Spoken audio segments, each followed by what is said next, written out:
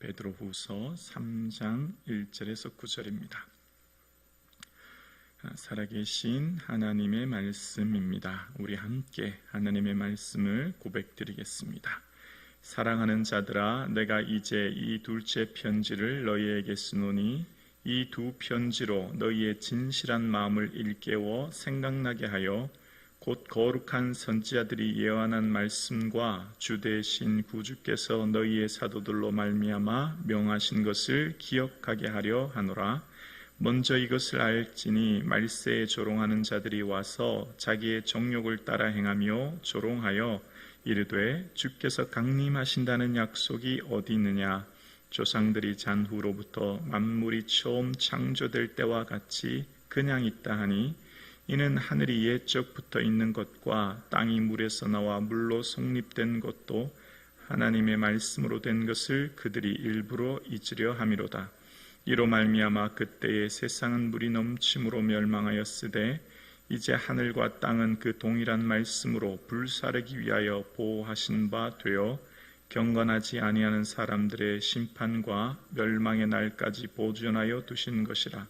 사랑하는 자들아, 주께는 하루가 천년 같고 천년이 하루 같다는 이 한 가지를 잊지 말라.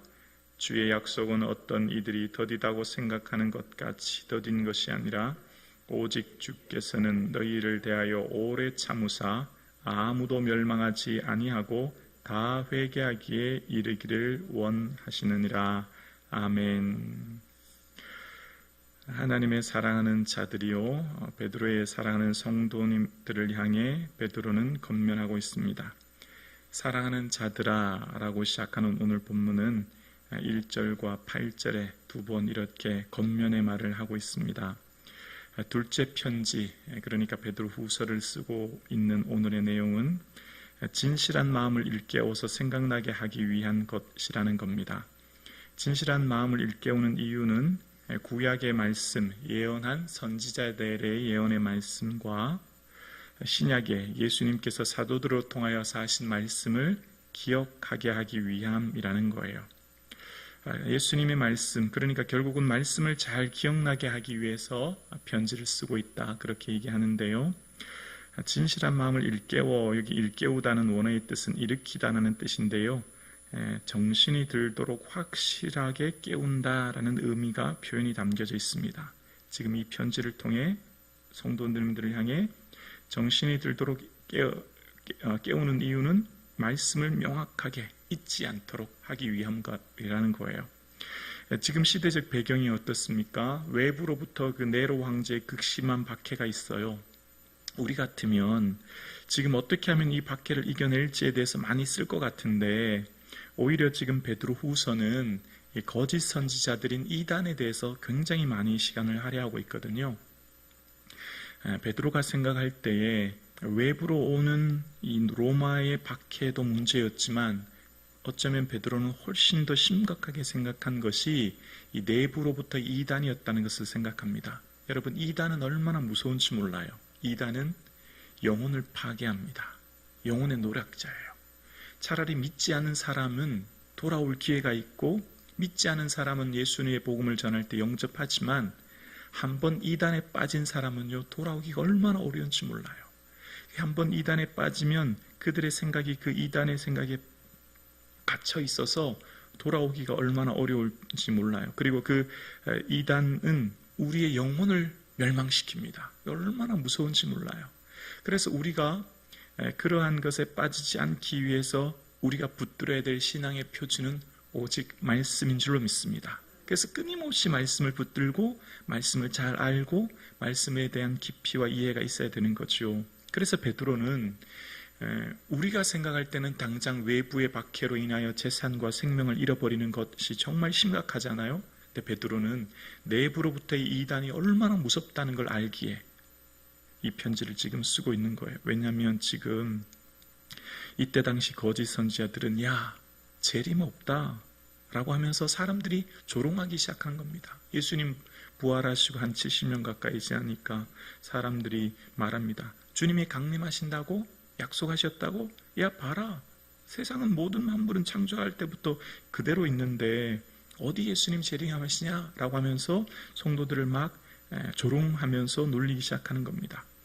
그래서 이 베드로가 이해하게 하는 거예요. 하나님께서 처음 창조하실 때 노아 시대 물로 심판하셨지만 하나님께서는 이제 불로 심판하실 것입니다. 거짓 선지자들은 하나님 말씀하신 것을 일부러 잊으려고 그런 거짓 예언을 말씀을 전하고 그들의 정욕대로 살려고 지금 그러한 삶을 살고 있습니다 라고 하면서 경고하면서 얘기하는 겁니다. 그러면서 첫 번째는 이제 꼭 말씀을 기억하십시오. 절대 말씀 잊으시면 안 돼요. 그렇게 얘기하고, 두 번째 겉면인 8절부터 사랑하는 자들이라고 하는 곳에서는 하나님의 마음이 어디 있는가, 그 마음을 이제 전하기 시작하는데요. 8절에서 9절 이렇게 말합니다. 사랑하는 자들아, 주께는 하루가 천년 같고 천년이 하루 같다는 이 한 가지를 잊지 말라. 주의 약속은 어떤 이들이 더디다고 생각하는 것 같이 더딘 것이 아니라 오직 주께서는 너희를 대하여 오래 참으사 아무도 멸망하지 아니하고 다 회개하기에 이르기를 원하시느니라. 아멘. 인간의 편에서 주님의 재림이 지금 지연되고 있습니다. 벌써 70년 가까이 지났잖아요. 그러니까 성도들도 혼란스러운 거예요. 예수님 곧 오신다고 하셨는데 왜 안 오시지? 믿음이 막 흔들리기 시작하는 겁니다.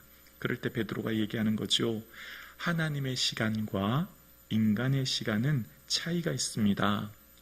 사람의 천년이 하나님께는 하루가 될 수 있습니다. 인간에게 시간엔 의미가 없습니다. 라고 하면서 이제 이야기하는 겁니다. 마치 시편의 말씀처럼 주의 목전에 천년이 지나간 어제 같으며 밤의 한순간 같다는 말씀처럼 하나님의 시간과 우리의 시간은 차이가 있기에 하나님의 뜻, 그 마음을 기억하셔야 됩니다. 더디다고 생각하는 사람 여러분, 성도님들, 또 거짓 선지자들이 예수님의 재림이 없다고 말하는 건데, 하지만 잘 기억하십시오. 하나님은 오래 참으셔서 아무도 멸망하지 않도록 기다리고 계십니다. 다 회개하기를 원하십니다. 이것이 하나님 마음입니다. 이렇게 지금 얘기하는 겁니다. 베드로를 통해서 하나님의 마음이 전해지고 있습니다. 이 말씀은 오늘 이 시대에도 동일합니다. 왜 주님 빨리 오시지 않지? 왜 재림이 더디지? 할 때 주님의 마음이 담겨져 있죠. 얘들아, 내가 더딘 것은 한 영혼이라도 더 구원 얻고 한 영혼이라도 더 내게 돌아오는 거야. 이제 그 말씀 하시는 거거든요.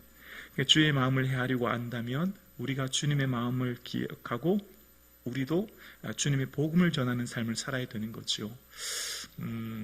1년에 한 명, 아니 한 5년에 한 명 전도하는 사람이 과연 몇 명 될까요? 10년에 한 명 전도하는 사람이 몇 명이나 될까요? 전도가 참 중요하잖아요. 주님은 한 영혼이라도 주께 돌아오는 것인데, 우리가 오늘 말씀을 통해 깨닫는 것이 있습니다. 주님은 지금 이 주님의 재림이 지연되는 이유는 한 영혼이라도 더 지옥 가지 않고 천국 가도록 기다리고 계신 하나님의 그 마음을 깨닫게 되어집니다. 그리고 주님께서 말씀하십니다. 세속의 가치에 물들지 않도록 흘러가는 이 세상 가운데, 변하는 세상 가운데 변하지 않은 우리의 신앙을 붙들기 위해서는 삶의 표준인 말씀을 의지하도록 이야기합니다. 그럴 때 거짓 선지자들의 꾀임에 빠지지 않는 것임을 오늘 본문은 우리에게 이야기하고 있습니다. 오늘 함께 예배드리시는 사랑하는 우리 성북종안 가족 여러분, 벌써 한 주간이 지났습니다. 이렇게 벌써 토요일을 맞게 해주셨습니다. 이렇게 빨리 흘러가는 시간 속에서 오늘도 말씀 의지하고 주님의 마음을 헤아림으로 주님의 기쁨 되어지는 저와 여러분 되기를 주님의 이름으로 축원합니다.